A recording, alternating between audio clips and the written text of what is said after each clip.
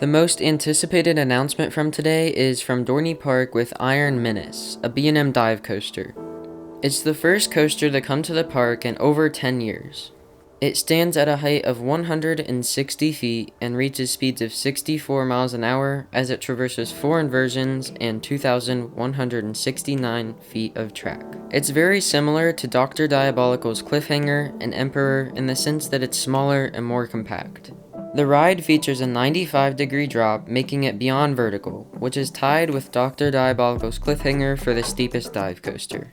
It's a very short ride, only lasting about a minute and a half. The ride rises up into a lift hill, and then without turning, you enter the dive element, which is very weird because most of the time you see a turn at the top. It's a very inversion-focused coaster, and there's nothing else to it besides the 4 inversions. After you take the 95-degree drop, you then go into an Immelman, which is found on every other dive coaster.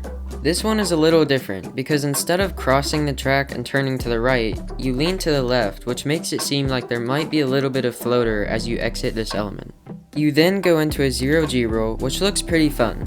Hopefully this provides some hang time to vary the inversions. Next, you enter a tilted loop. This is the first time this element has been featured on a dive coaster.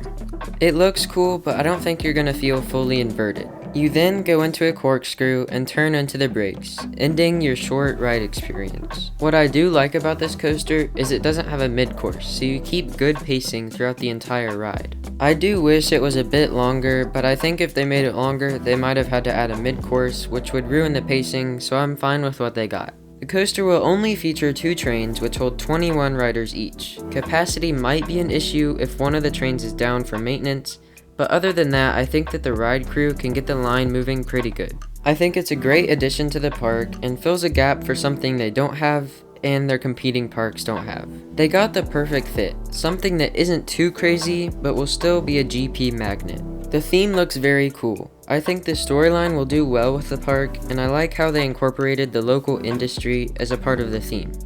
I think the whole area will be themed, not just the coaster, which is a huge step since Dorney doesn't necessarily have a major themed area. We've never really seen anything like this theme before, and if Dorney does it right, it has the potential to be one of the best themed coasters in the Cedar Fair chain.